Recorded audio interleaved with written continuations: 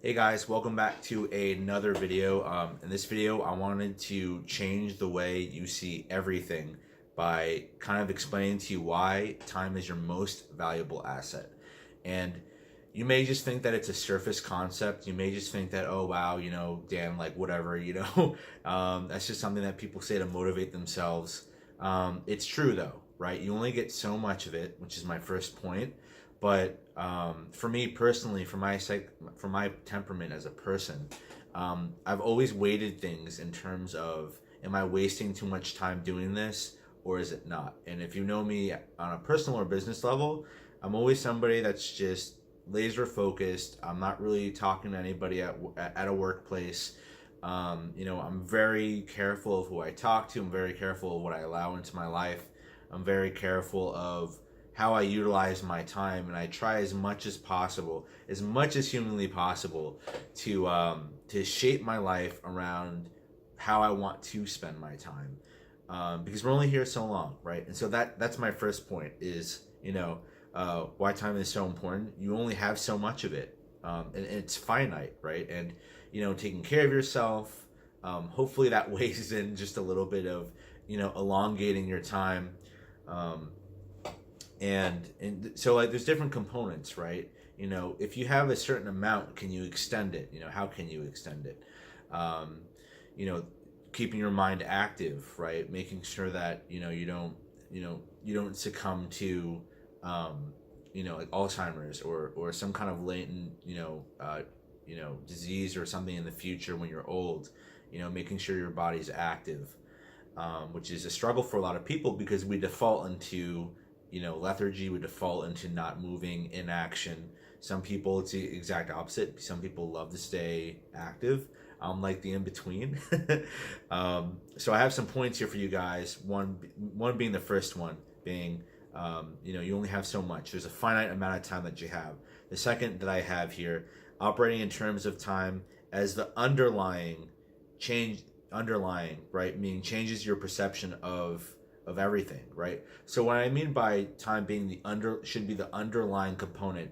Let's just pretend that your life is an equation. Right now, there's a line, right, or a division where it says your time is weighted by your hourly rate or weighted by your project to project basis, right? Whereas I see time as the underlying basis for everything, which trumps hourly wages, money, everything. So in my equation of life, I don't perceive money as the factor, or as time as used to measure income. I use time, and it's more important for me to minimize as much as possible the time I use to make money. It's super essential. So I'll give you an example of that. I just made a video on leaving the employer that I was working for. I was working in a sales job. Why I left that job was because I was working at a baseline 55 hours a week at least. If I had clients that came in on my off days, if I had to stay later than what I was scheduled, I would have to designate more time. So my point is I was creating more of a deficit of time, or a lack of leveraging my time to what I want to do versus what the business I was working for wanted me to do, right? And so the deficit was going down. It was growing in deficit. I wasn't getting anything done. I wasn't making videos like this for you guys, or doing anything that I wanted to do, learn in finance, whatever I want to do in my spare time, grow my business, my side hustles, whatever it is. Everybody wants to use their time in different ways. And so as an example, the business I was working for was just eating up my time, and it wasn't giving back in the way that I wanted to, and I thought I could balance it out, but it didn't work out to be the case. So time doesn't always work. So hourly working for time doesn't work in your favor at all, because it takes away completely the opportunity to do other things while other things could be making you money, right? So it's not an absolute that you have to work within time to make money, right? You go to a job and you work, and you make $9 an hour and you work somewhere, right? You are sacrificing your time to make an income, right? So that's not an absolute within life, right? You don't have to necessarily work within an hourly wage to make income, right? And so there's different ways that people do it. People can do it by project to project. People can do it by delegating work and doing a project and making income that way. And you're just overseeing the dev side, right? So, or you can just do it by things like investments, right? Things that are, or finance, things that you can do on the back burner that, while you're sleeping, you're making money, or you set up systems, right? And so there's a lot of videos out there that will talk about different ways to make money that are just not working for somebody. And this implies this idea of time, right? So make sure that you're not subjected to time to make money. That's the biggest red flag ever. And I can talk about more of that in another video. But moving on to another point. And on top of that note, and how you're and in terms of time, how you value things. Okay, so once you create time as a underlying force of how you perceive everything and what you do and how you think, right? You start to understand what you value, what you don't value, what you haven't valued, but you just keep doing, right? So like a job, for example, that takes too much of your time, or people that take too much of your time and you don't see the value in, right? And you're wasting time with them versus there's people that could potentially be out there that you just value being around more of. Family, your health, relationships, education, right? There's whether to take an Uber down the road or wait an hour for your friend to pick you up or something. So it's really all about your mindset in terms of adopting, in terms of time. If I were you starting out and you don't see life this way, I would just literally take a week, take a day, and ask yourself with every question, with every decision, right? Is this congruent with my time? Does this match, how much I value my own time? Should I do this? Should I not do this? What could I be doing instead, right? And so you might think about, this might lead to, you spending more money, right? Coincidentally, to get your time back, right? And so that's what life ends up becoming when you start valuing time more, or just like 100%, is that you start valuing time to a degree where you'll spend, an extra amount of money to, get yourself from A to B, or to not have to go, to buy a leased vehicle so that you never have to sit in the service department when your car's being, worked on, because, your car's covered under, the warranty. And so you start to cut these corners around different things that take up your time.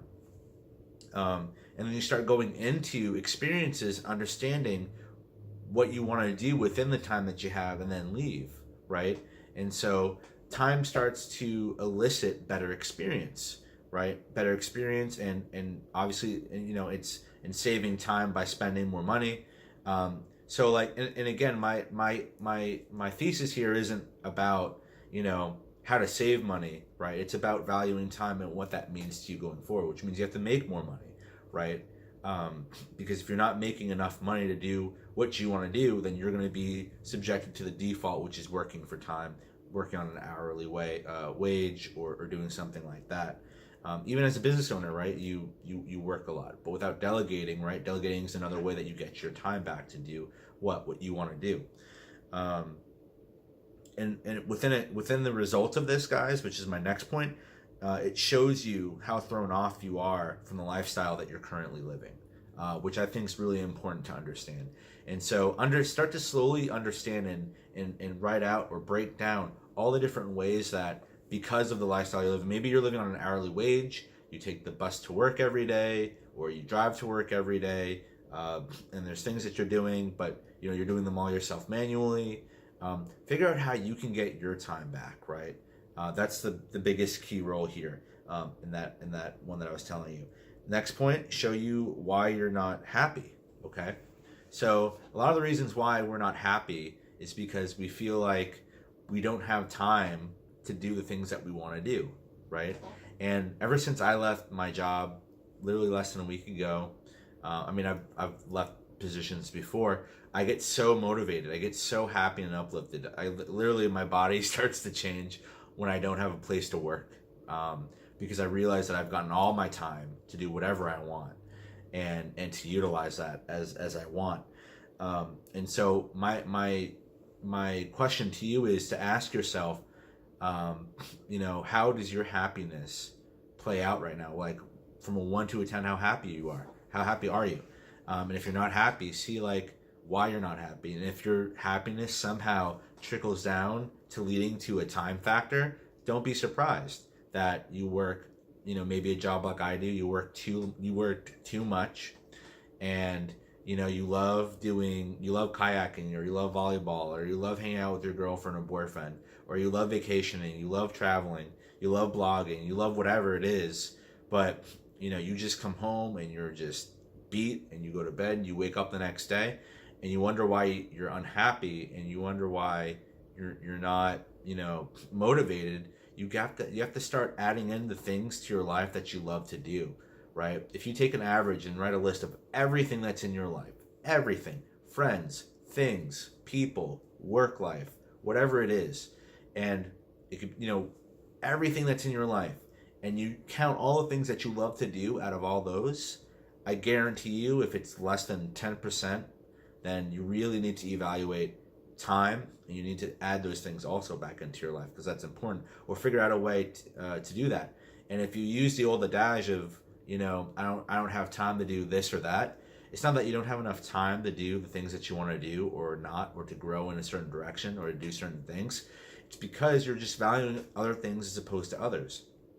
And it goes back to one of my earlier principles of having time as the underlying factor of your whole life. Once time becomes a part of your life's infrastructure, you start to understand that you start to understand more closely how you've been making decisions, and how you need to make decisions going forward, right? When everything was predicated on hourly and how much time you had in the day, or maybe you never thought about the micro or the macro. Maybe you're so fixated on one or the other, right? Usually it's the macro, that you forget that within the micro you have the choice to wake up earlier, move around different things, leave a job over another, take a income cut to get more time, which is what I'm doing for my future, for time, because now, again, for an example's sake, I can make a YouTube video every day, have enough time to write out outlines for them, do everything that I want to in the morning, make the income that I need to grow just a little bit in where I want to be,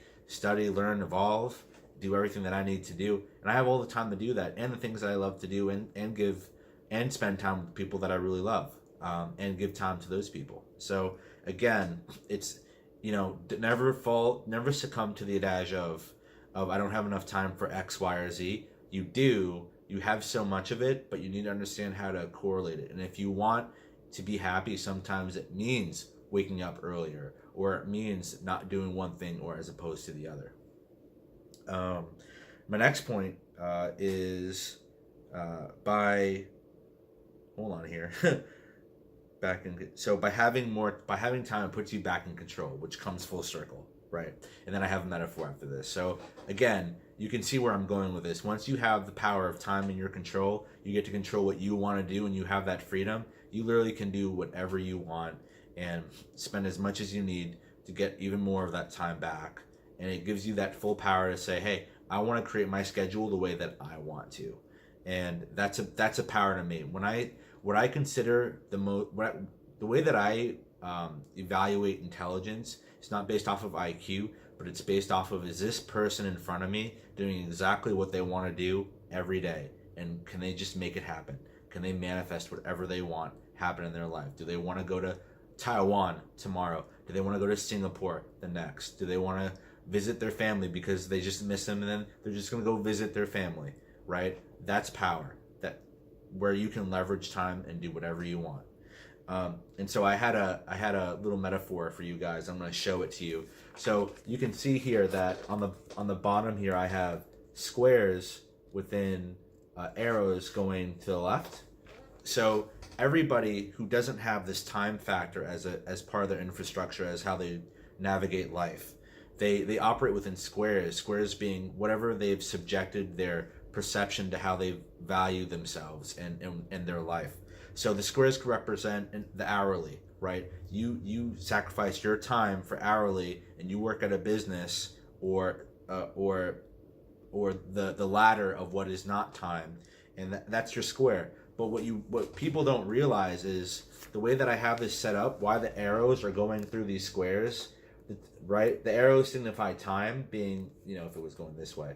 But as time goes on this way, time goes through these squares. So people aren't correlating themselves effectively or efficiently with time, because time moves regardless of what you're doing or not. So every second that you're not valuing time as your infrastructure, you're giving it away. You're electing to be the powerless, to be in a powerless state.